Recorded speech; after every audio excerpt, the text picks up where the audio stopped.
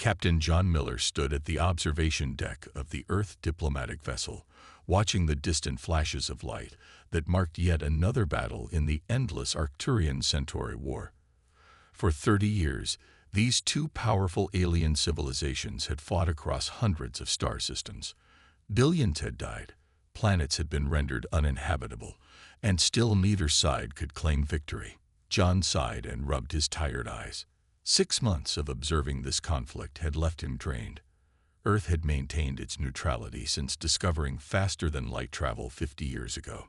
Humanity had chosen to colonize empty star systems rather than get involved in the complex web of galactic politics. Some called it wisdom. Others called it cowardice. "Captain Miller, we're receiving an urgent transmission from Earth Command," said Lieutenant Grace Kelly, her voice breaking the silence of the observation deck. "Admiral Simmons requests your immediate return to Mars Colony." John frowned. Laura Simmons was not someone who made requests lightly. As the head of the United Earth Defense Force, her requests were typically orders wrapped in polite language. "Did she say why?" "No, sir. Only that it's classified Level 1. Your eyes only. Level 1 clearance. That meant potential threats to human systems." John's stomach tightened as he gave the order to return to Mars. 3 days later, their ship docked at Olympus Station, the massive spaceport hovering above Mars. John made his way through the bustling corridors filled with colonists, traders, and military personnel. Mars Colony had grown from a small research outpost to humanity's second home and the headquarters of Earth's military operations. Admiral Simmons was waiting for him in a secure conference room. Her gray hair was pulled back in a tight bun, and the lines around her eyes seemed deeper than when John had last seen her. "Thank you for coming so quickly, John," she said, skipping the usual pleasantries. 4 days ago, a damaged Centauri vessel crashed near New Armstrong City. 5 survivors, including a high-ranking official. John sat down, suddenly alert. "The Centauri came to us directly. That's against all established protocols." They were desperate. Laura activated a holographic display showing a strange device. "They'd brought this data. It's plans for something the Arcturians are building. Our scientists call it a stellar destabilizer." "What does it do?" "It can trigger a supernova. The Arcturians plan to use it on the Centauri home system." John felt the blood drain from his face. The Centauri home system had 12 heavily populated planets. That would kill billions. "Yes. The United Earth Defense Council is meeting in 1 hour to discuss our response." Laura's face was grim. "I want you there. You've been watching this war up close for months. We need your perspective." The council chamber was tense when John arrived. 24 men and women representing Earth and all its colonies sat around a large table. At one end stood a tall, blue-skinned alien, the Centauri ambassador, Kelfar. "The weapon will be operational in 15 days, Kelfar was saying, his multiple voice boxes creating an eerie harmony. "We have exhausted our resources in this war. Without help, my people face extinction." General Peter Hudson, a stocky man with a perpetual frown, spoke up. "This is not our war. Earth has stayed neutral for good reason. If such weapons become common, no star system will be safe," countered Dr. Lisa Wright, Earth's top xenotechnology expert, "including ours." John listened as heated arguments filled the room. Some council members wanted to maintain neutrality at all costs. Others believed that humanitarian intervention was necessary. A few suggested evacuating as many Centauri as possible without engaging militarily. Admiral Simmons finally called for order. "Captain Miller, you've been observing this conflict directly. What's your assessment?" All eyes turned to John. He stood slowly, feeling the weight of the moment. "If we do nothing, billions die, and the rules of warfare in our galaxy fundamentally change. Super weapons become the new normal." He paused, looking at each council member. "Earth has stayed out of galactic politics because we wanted peace, but sometimes, to preserve peace, you must be willing to fight." The vote that followed was close. 13 to 11 in favor of intervention. Earth would go to war. The next morning, Captain John Miller found himself in Admiral Simmons' war room along with Earth's top military leaders. The air felt heavy with the weight of their decision. The Centauri have given us all their intelligence on Arcturian fleet positions, Admiral Simmons said, activating a large holographic map.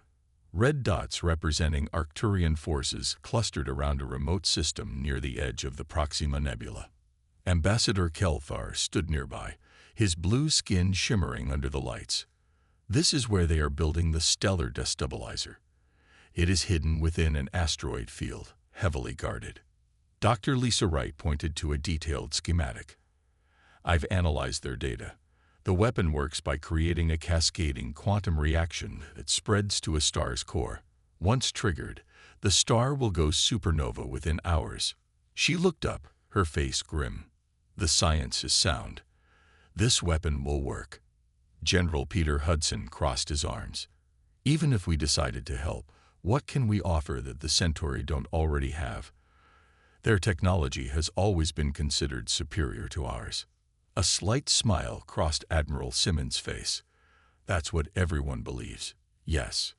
She pressed a button, and the hologram changed to show a sleek, deadly-looking spacecraft.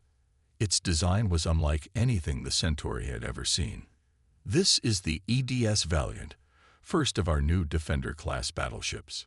While Earth has publicly focused on colony ships and terraforming technology, we've been quietly developing our own military capabilities. Ambassador Kelthar moved closer to the hologram, his four eyes widening. This vessel, its design is unfamiliar to me. The galactic community has focused on energy-based weapons for centuries. Admiral Simmons explained.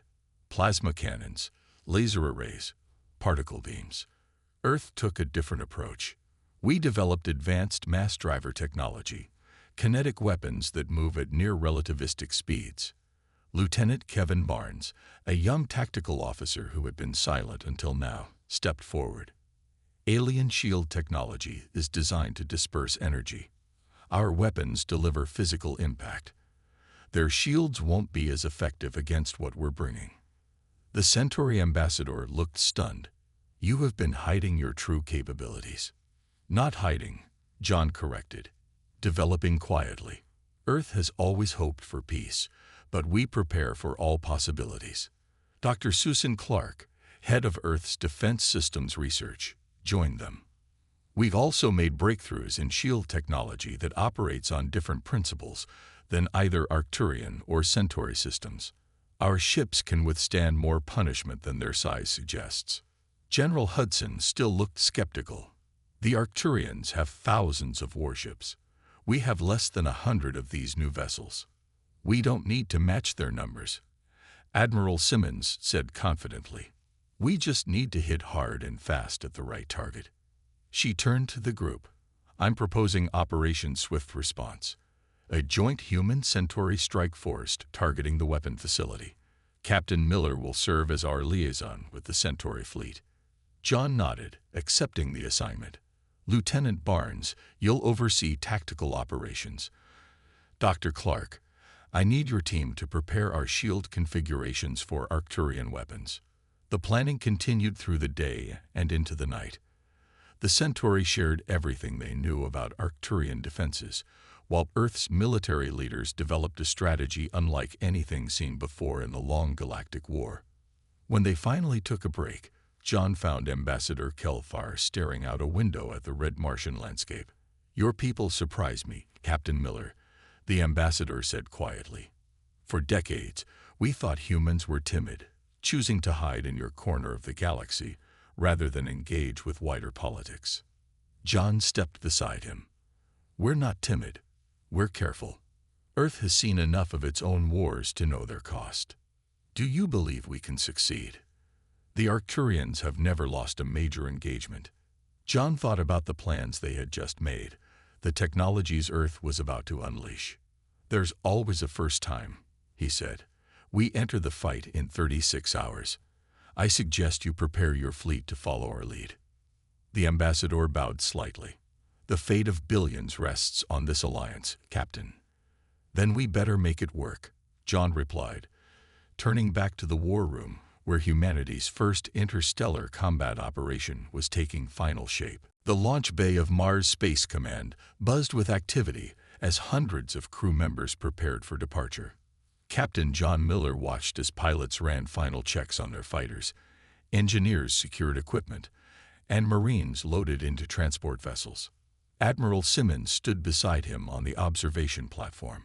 30 years of war, and we're about to end it in a day," she said quietly. "If everything goes according to plan," John replied. "Plans rarely survive first contact with the enemy. That's why I've given our captains unusual freedom to make battlefield decisions."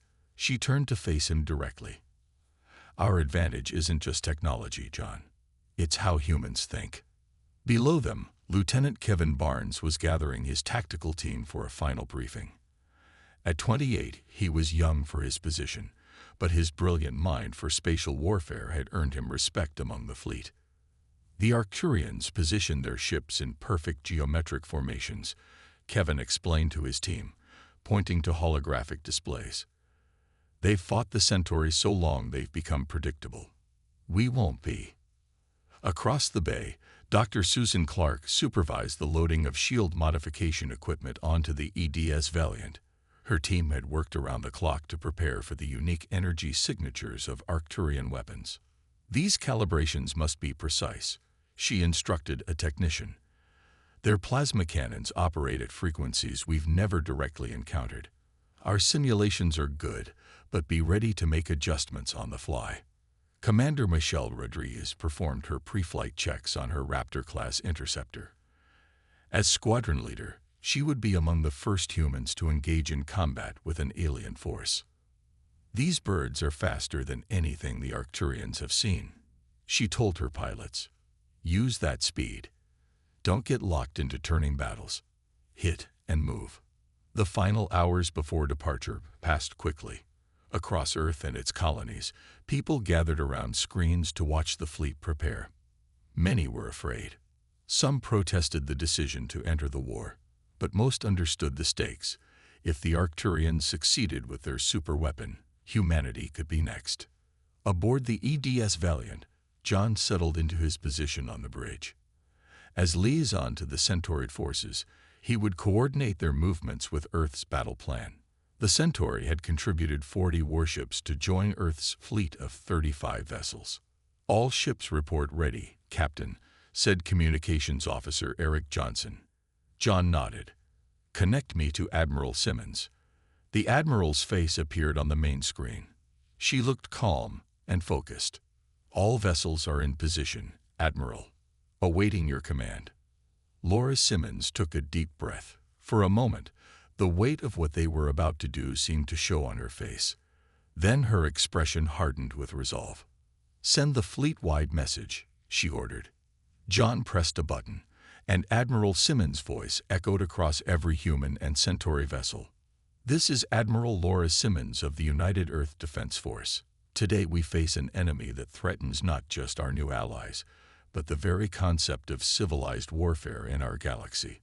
The Arcturians have crossed a line with their superweapon. We will not allow it to be used." She paused briefly. "Many of you have trained your entire careers for a moment you hoped would never come. Humanity has avoided war among the stars for 50 years. That ends today. But remember why we fight. Not for conquest or revenge, but to protect billions of innocent lives and to establish that there are lines no civilization may cross." The screen showed views from across the fleet. Serious faces of human crew members, the alien features of their Centauri allies, all united in purpose. "Operation Swift Response begins now. Jump coordinates are locked. May fortune favor the bold." Throughout the fleet, jump drives engage. Space itself seemed to bend and fold as one by one. Earth's warships vanished from the Sol system. The final vessel to jump was the EDS Valiant. As the stars blurred around them, John Miller had a single thought. The galaxy was about to learn what humanity was truly capable of. The human fleet emerged from jump space at the edge of the Proxima Nebula. Swirling clouds of purple and blue gas created an eerie backdrop for what was about to unfold. On the bridge of the EDS Valiant, alarms sounded immediately. 3 Arcturian patrol vessels detected, sir, Lieutenant Barnes reported. They're hailing us. Captain John Miller nodded to Communications Officer Eric Johnson. Let them see us.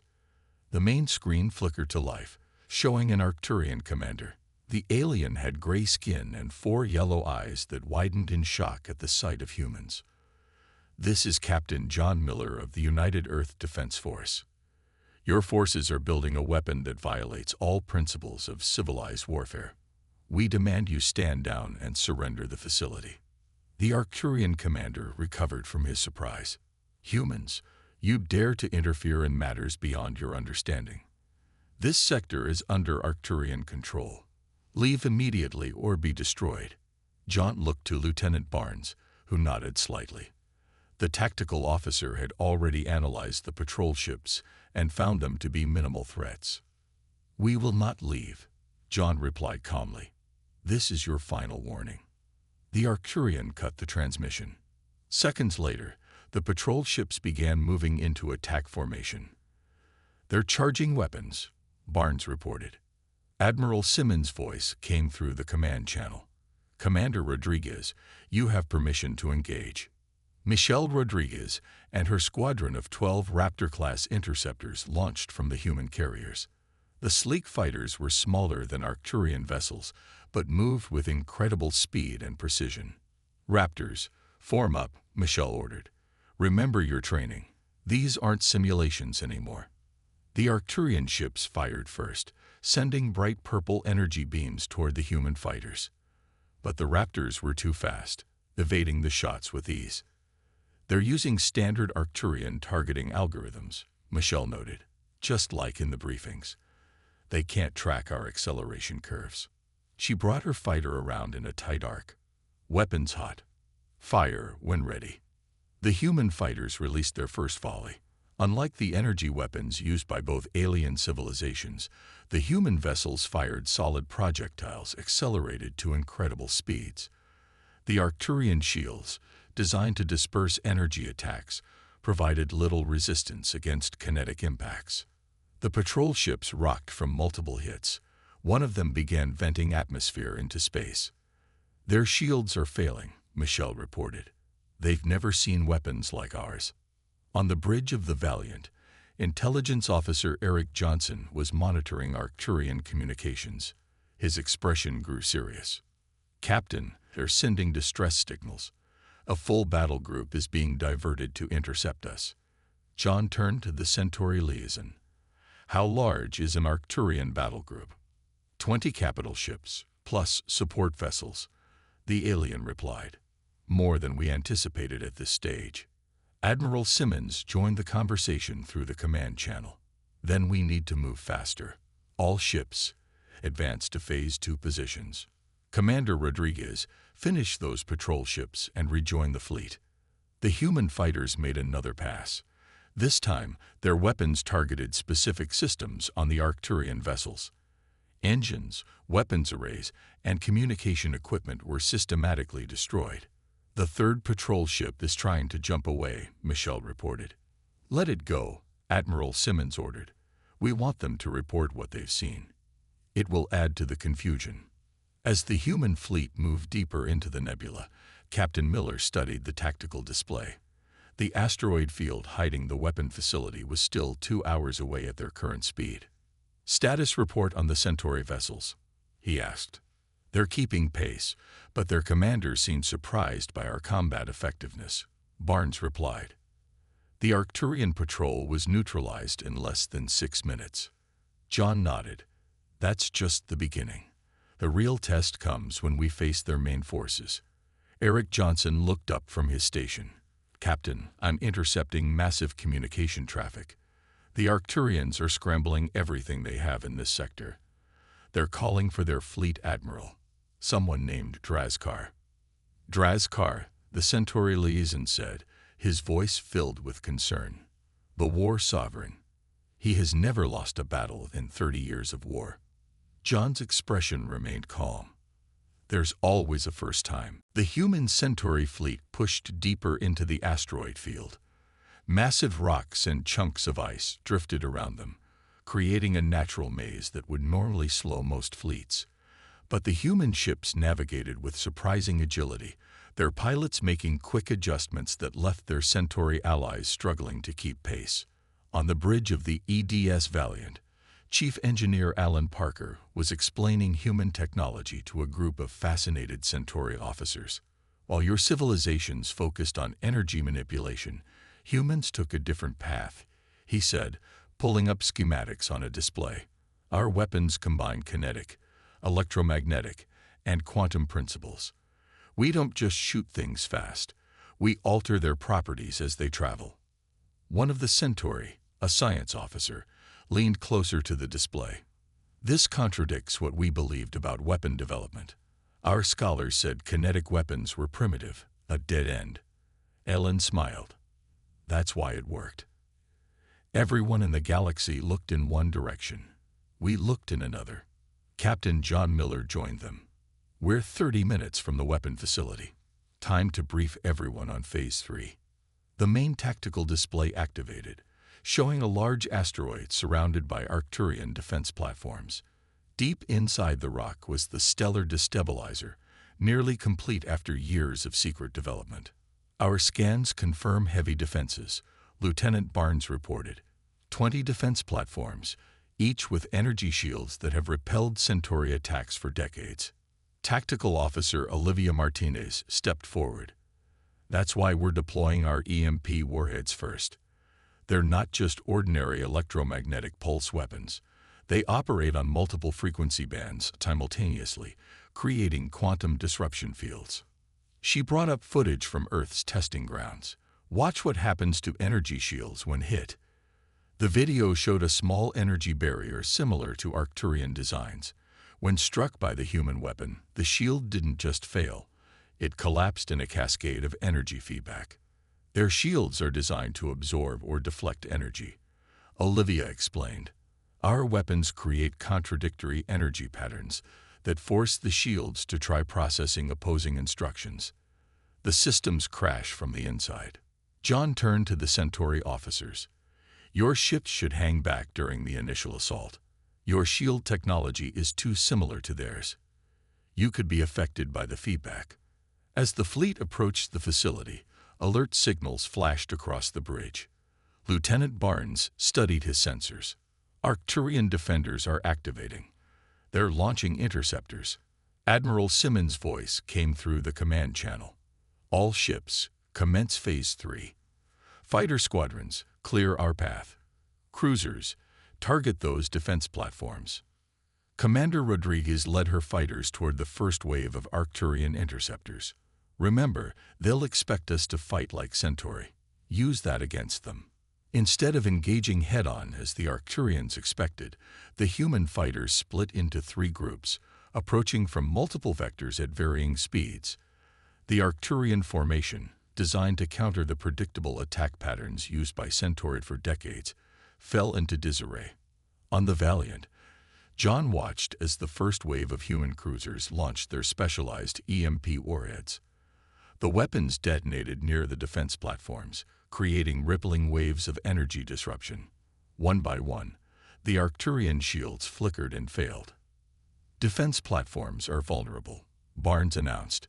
Kinetic weapons have clear shots. The second wave of human vessels unleashed their main weapons. Advanced rail guns fired projectiles at near-relativistic speeds. The unshielded defense platforms shattered under the impacts. Half the defense platforms neutralized, Olivia reported, checking her time display. Elapsed combat time. 22 minutes. The Centauri liaison stared at the tactical display in amazement. Our military estimated it would take 3 days of continuous bombardment to breach those defenses. John nodded. Different approach, different results. A new alert sounded. Eric Johnson looked up from his communication station. Captain, long-range sensors are detecting multiple jump signatures. Large vessels incoming. On the main screen, space seemed to bend as dozens of Arcturian warships appeared at the edge of the nebula. At their center was a massive vessel unlike any other, the flagship of War Sovereign Drazkar. "They arrived sooner than expected," John said calmly. "Admiral, we have company." Laura Simmons' voice was steady. "Proceed with the mission. We'll deal with their reinforcements. Captain Miller, prepare your boarding teams. It's time for Phase 4. Captain William Foster of the EDS Dauntless watched as his battle group became surrounded by Arcturian warships. 6 human vessels against 15 alien ships.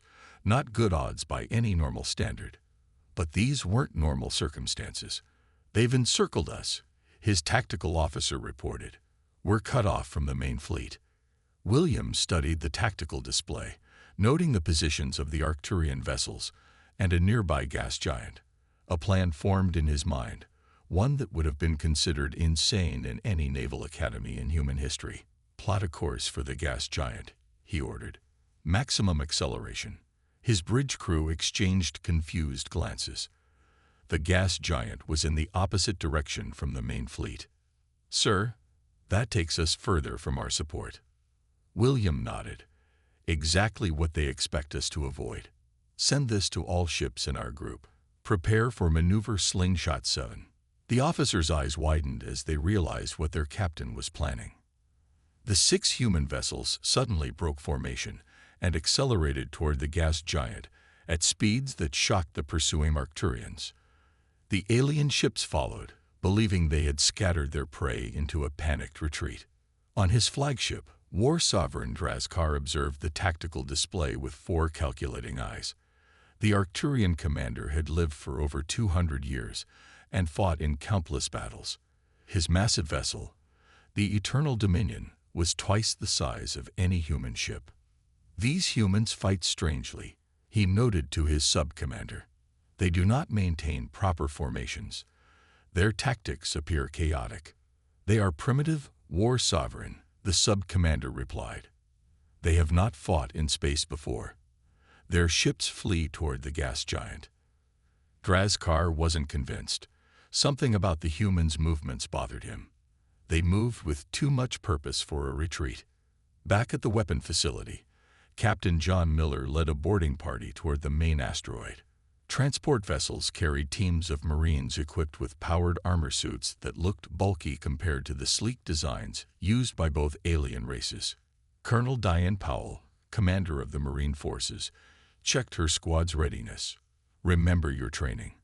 Their internal defenses are designed to stop Centauri boarding parties. They won't be prepared for our approach." The transports docked with the asteroid facility. As the doors opened, Arcturian defenders opened fire with energy weapons. But the human Marines pushed forward, their seemingly primitive armor absorbing hits that would have killed Centauri soldiers instantly. "They don't know our suits have layered composite materials that dissipate energy," Diane told her troops. "Keep advancing." The Marines moved through the facility with practiced precision, securing sections much faster than the Arcturians could respond to. Meanwhile, near the gas giant, Captain Foster's battle group reached maximum velocity. The 6 human ships skimmed the upper atmosphere of the massive planet, using its gravity to accelerate even further. "Hull temperature rising," an officer warned. "We're pushing structural limits." William remained calm. "Hold course. Calculate exit vector for position Delta 9. The Arcturian pursuers watched in confusion as the human ships disappeared around the curve of the gas giant. "Where did they go?" the Arcturian commander demanded. "Scan the planet's far side." Before they could complete their scans, the 6 human vessels reappeared, behind the Arcturian fleet. The slingshot maneuver had used the planet's gravity to whip the human ships around at speeds the Arcturians couldn't match, completely reversing the tactical situation. "All ships, fire," William ordered. The human vessels unleashed their weapons on the unprotected rear sections of the Arcturian warships. 3 enemy vessels were crippled in the first volley. On the Eternal Dominion, War Sovereign Drazkar watched with grudging respect as his trap was turned against him. "Clever," he admitted. "They used gravitational acceleration in a way no Centauri ever attempted." He turned to his bridge crew. Target those human vessels with all weapons. Let us see if their skill matches their audacity. Back at the facility, John Miller and Colonel Powell's teams fought their way toward the central control room. The fate of billions now rested on their ability to reach the superweapon's core before the Arcturians could activate it. 3 levels to go, John reported to Admiral Simmons. We're encountering heavy resistance, but making progress. Keep pushing, Laura replied. According to our intel, we have less than 30 minutes before they can bring the weapon online. 4 hours and 23 minutes after the first human ship entered combat, Dr. Susan Clark and her team reached the superweapon's main control system. The room was vast, filled with alien technology that pulsed with ominous energy. Bodies of Arcturian defenders lay scattered around them, evidence of the fierce fighting that had allowed them to reach this point. Begin the shutdown procedure, Susan ordered her technicians. She turned to Captain John Miller. We need 15 minutes to safely deactivate it. John checked his tactical display. Outside the asteroid facility, the space battle had reached its peak. Human and Centauri vessels fought alongside each other against the Arcturian fleet. Despite being outnumbered, the Earth ships had caused devastating damage with their unexpected weapons and tactics. Admiral Simmons, we've reached the control center, John reported. Dr. Clark needs 15 minutes. Laura's voice came through with static interference. The situation has changed. War Sovereign Draskar has ordered his forces to converge on your position. He's attempting to trigger the weapon remotely. Susan looked up from her work, her face pale. If he succeeds, we won't be able to stop the reaction. The weapon will activate, and the nearest star will go nova. On the bridge of the Eternal Dominion, War Sovereign Draskar made a difficult decision. For the first time in his long military career, he faced the possibility of defeat. The humans had proven far more dangerous than anyone could have predicted. Send the activation codes, he commanded. If we cannot have the weapon, no one will. Lieutenant Kevin Barnes, monitoring communications aboard the EDS Valiant, intercepted the transmission. They're sending activation codes to the weapon, he reported urgently. Estimated time to full activation, 3 minutes. Admiral Simmons' expression remained calm despite the crisis. Can we block the signal? Negative, Kevin replied. It's using quantum channels we can't intercept.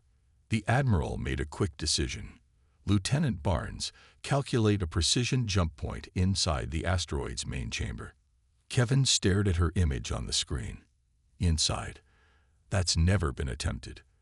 The margins for error are smaller than our window of opportunity. Laura finished for him. Do it now.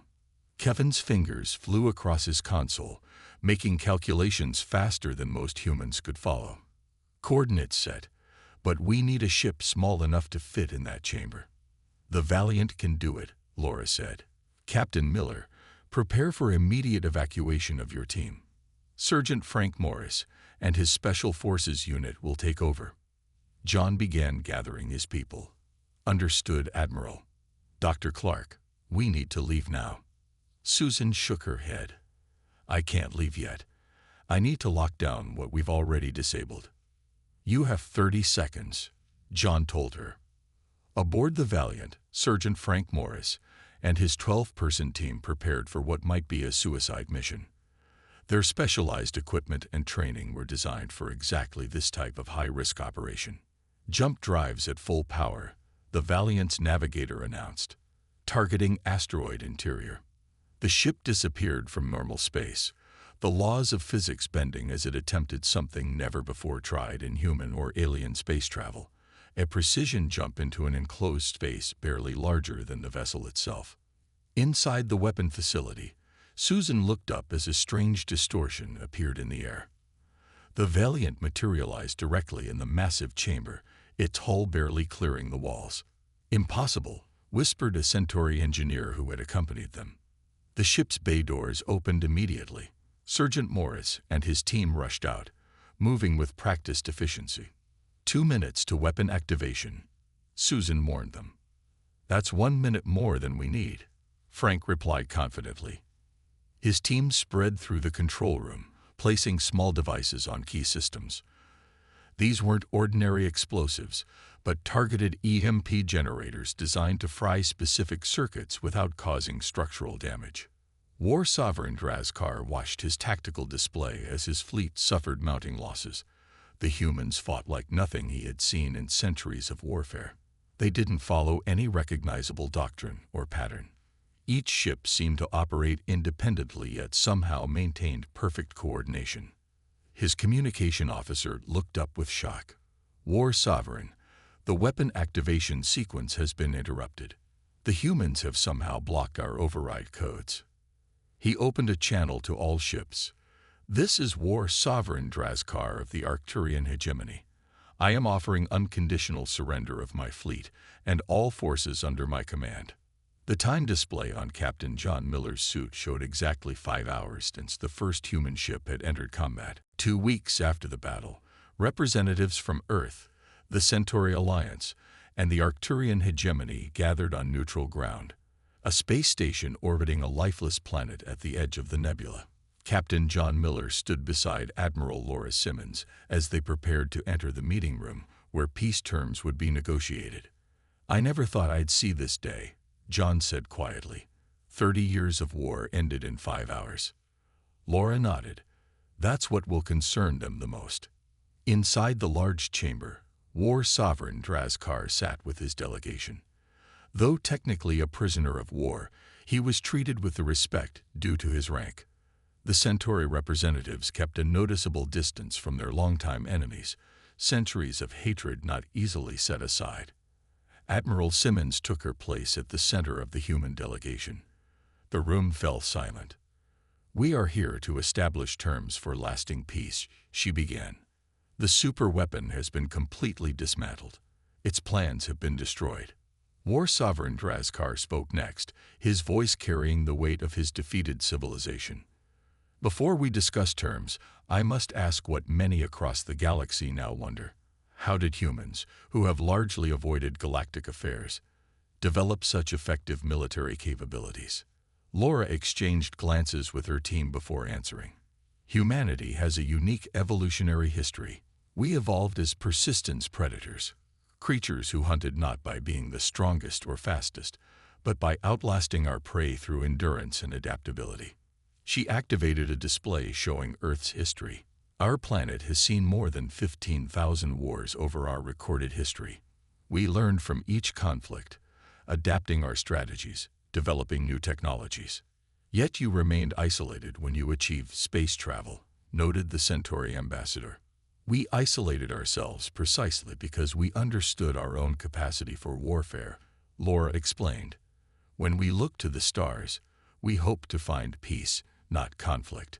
We developed our military capabilities defensively, praying we would never need them."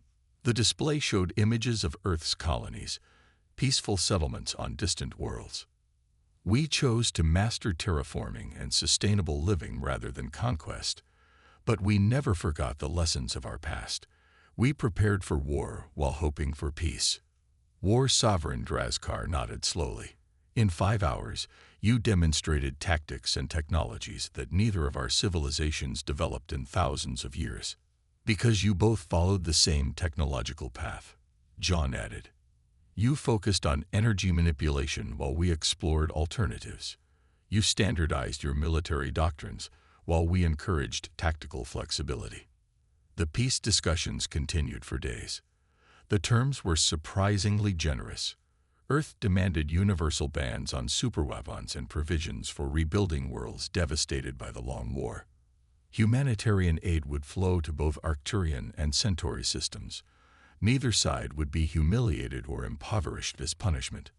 On the final day, Captain John Miller prepared his report for Earth's leadership.